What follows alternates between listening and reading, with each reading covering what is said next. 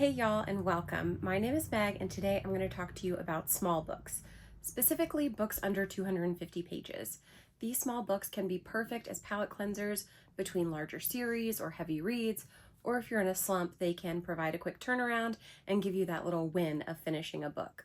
Today specifically, I'm going to talk about 9 of my recommendations for you and 5 more books that I want to get to this year that all fall under 250 pages. Let's get into it. I want to preface this video with 2 things. One, I'm in a new spot to hopefully reduce the glare on my glasses. Also, if I'm a bit scratchy or my voice sounds different, the pollen is hitting heavy here. And the older I get, the worse my allergies get. I don't know why that's a thing, but it is. So just something to keep in mind. The first book I have to discuss today is Raptor Red by Robert T. Bakker. Robert T. Bakker is a very famous paleontologist, if you don't know who he is, and he actually helped on the Jurassic Park movies. A little bit of a story time. I found out about this book specifically because there was an advertisement for it in the back of my volume of the Meg. And I was given the Meg by my 7th grade English teacher, Mr. Rauscher. I do not remember like any other teachers, so he definitely had an impact on me. And giving me that book at the time was perfect. I really needed it. I needed the escape, but also it just grew and intensified my fascination with dinosaurs, with sharks, and just reading in general. So that's how we got to this place with Raptor Red. And this is a book about a Utah raptor from the point of view of a Utah raptor. Our main character in this novel is called Red. She is a mature female Utah raptor surviving in the Utah floodplains. We follow her through the struggles of being separated from her family, losing her first mate, hunting in the harshest of conditions, surviving predators, and becoming a mother herself. It's a story of adversity and survival that will somehow have a long-gone dinosaur pulling at your heartstrings. In my opinion, there's nothing that quite compares to this fictionalized retelling of life in prehistoric Utah. It's perfect to get you out of any reading slump. Next up is Thornhedge. I'm going to read you the little blurb because I actually really like it, and then I'll tell you what I think. Okay, so it says, Thornhedge is a tale of a kind-hearted, toad-shaped heroine, a gentle knight, and a mission gone completely sideways. I think that sums it up pretty well, but I think something is missing. There is a princess in the tower, but she is not the center of our story. What this story is really about is toadling, a fairy, kind of, her past, how she came to be guarding the tower, and her chance at freedom. I loved this retelling of Sleeping Beauty. I loved the character of Toadling and her relationship with the knight Halim. I think this would be perfect for anyone who loves a traditional fairy tale turned absolutely upside down on its head that you could read in one sitting. Up at book 3 is The Lantern of Lost Memories. This is a translated novel about what memories make the cut at the end of your earthly life. We follow Hirosaka, who appears to run a photo studio, but his real job is to provide the best send-off possible for the souls that come through his studio. The souls come to his studio before they pass on to their final life, and he provides them a highlight reel of their life. We meet 3 of his guests in this book, the first being Hatsu, a 92-year-old former nursery teacher, Wanaguchi, a member of the Yakuza who's died an extremely violent death, and finally, a young girl who's suffering at the hands of her own parents. I thoroughly enjoyed this. I thought that I would, but I didn't expect it to be so heartbreaking in the best kind of way, if that makes sense. I think this is perfect if you're looking for something a bit different, but also you really want to feel something. Like I said, I didn't expect it to be so heartbreaking, but also beautiful. Next up is Shady Hollow. I believe I've talked about this series of books several times on this channel so far, probably at least 3 times, and maybe every time I'm around my book club. But these are just some of my favorite cozy comfort reads. I'll try to be quick and not wax too poetic about these. In the first book of this almost 6-book series, we're introduced to the town of Shady Hollow and the inhabitants who live there mostly in harmony. Unfortunately, that harmony is shattered when curmudgeonly toad Otto Sumpf is found murdered one day. When investigative reporter Vera Vixen gets wind of the story, it's not too long before she gets involved in the investigation and tries to solve the murder herself, maybe getting into some danger along the way.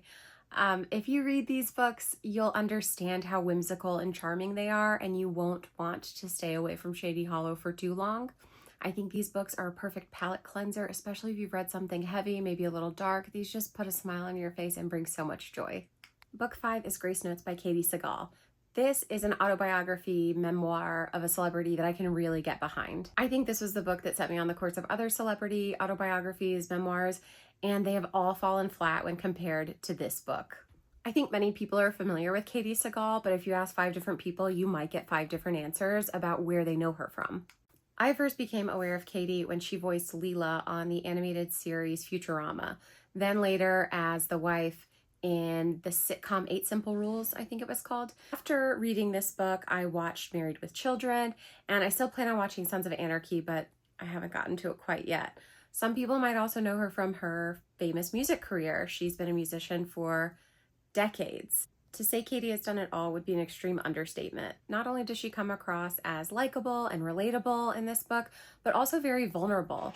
She doesn't shy away from past indiscretions or make herself the victim or hero in any of the stories she shares with us about her life. She details the tragic deaths of her parents, child loss, surrogacy, motherhood, her struggles with addiction, and of course, her deep love of music. Honestly, just talking about it makes me want to read it again. I think this is perfect if you're looking for a perspective shift. Next up is Days at the Murasaki Bookshop, the beginning of my love affair with Japanese translations. In this novel, we follow 25-year-old Takako, who is leading a seemingly normal life. Nothing too bad happens, but nothing too exciting happens either. One day, out of the blue, Takako's boyfriend announces that he's been cheating on her and is now engaged to this other woman.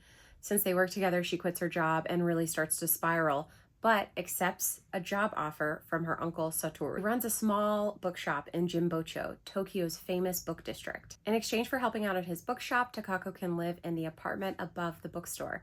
I'll be honest, she comes across as a bit snobbish in the beginning. She's not really interested in anyone else's ideas, feelings, interests, and that can be a little slow in the beginning. I'm not gonna lie, you're kind of like, this depressed girl is bringing me down.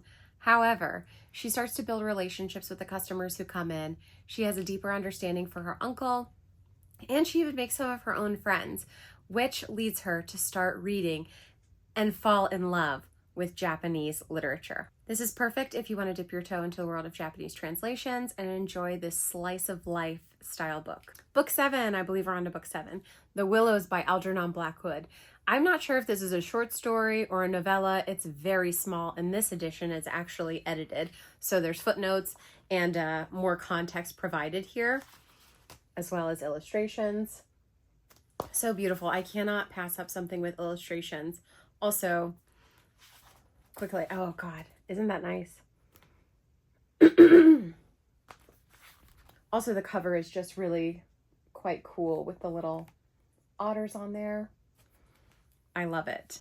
This is a truly eerie and chilling tale about 2 unnamed travelers who are traversing the Danube in Europe. At some point during their journey, I believe they're near Bratislava in Slovakia, they camp for the night and seem to slip into an alternate universe or dimension. Odd things begin to happen around their camp as each man has to determine what's real and what can be easily explained away with logic. When their boat is sabotaged while at camp, there's no more questioning that something malevolent is out to get them. The pacing in this is perfection, and it makes you keep wanting to read just to see what's going to happen next. How will it all end? I decided to pick this up after reading T. Kingfisher's The Hollow Places, specifically her author's note in the very end of it. She mentions this being a huge inspiration, and I'm so glad that I picked it up. It is very clear to see where she got her inspiration, but this is also its own uniquely interesting tale, and I absolutely devoured it. I think this is perfect if you want to give yourself a little fright. My penultimate recommendation would be Lightfall, The Girl in the Galdurian. This is book 1 in the ongoing Lightfall series. So far, there are books 1, 2, and 3 out. Tim is working on book 4. In the forests of Urpa lives the pig wizard and his adopted granddaughter, Bee. They are the protectors of the endless light, and they spend their days making potions and medications for the locals in their area. The world is kind of not post-apocalyptic, but you can tell something happened and we're still rebuilding here. One day, while Bee is out collecting supplies and materials for their potions and medicines, she runs into Cad. Now, Cad is a Galdurian, an alien that was thought to be extinct. He knows the pig wizard, and he's actually looking for him to help him with a translation. So Bee takes him back home, Unfortunately, the pig wizard is gone, and all that's left is the endless flame and a mysterious note. So begins the adventure to find the pig wizard and prevent the eternal darkness. This is perfect if you are looking to start a little adventure series. My final recommendation would be The Mist by Stephen King. This is another novella. I think it's part of maybe other wider collections, but I have the individual copy here. It's quite small, as you can see. And what takes place here is after a big summer thunderstorm in small town Maine, David Drayton, his son Billy, and their neighbor head to the local grocery store for supplies. While there, an impenetrable mist descends upon the town, bringing with it unimaginable horrors. One thing's clear, whatever's in the mist will kill you, and they're stuck in this grocery store with all of the other patrons for the foreseeable future. Tensions arise as their hours bleed into days while they're stuck in this grocery store. New horrors present themselves from the mist in a pretty regular rotation, honestly. As soon as things start to pop off in the grocery store, a new creature shows up, creepier than the ones before, and they're all trying to get into the grocery store and eat everybody. Now, Miss Carmody, who is a religious zealot in the town, has this idea that the mist is God's wrath. He's unhappy with humans and how they've been living, so he sent this mist upon them as punishment. And her idea is, let's sacrifice somebody, which always goes so well, right? So basically what happens is we have this camp of people, or this group of people in the grocery store, divided into two camps. The people who agree with her and the people who do not. Basically what David has to do is protect his son. The terrors rage both inside and out in this sort of Jumanji meets Jurassic Park style horror book. It's perfect if you want to develop a lifelong fear of fog and mist. Now here are 5 of my TBR books. The first step would be Dr. Jekyll and Mr. Hyde. I think most people understand what this is about, at least at a very base level. We have mild-mannered Dr. Jekyll and his alter ego, who's kind of evil, violent Mr. Hyde, dueling it out inside of him. This was published long before the id and the ego were known, and so it's a very interesting look at the duality of man. I can't wait to read it.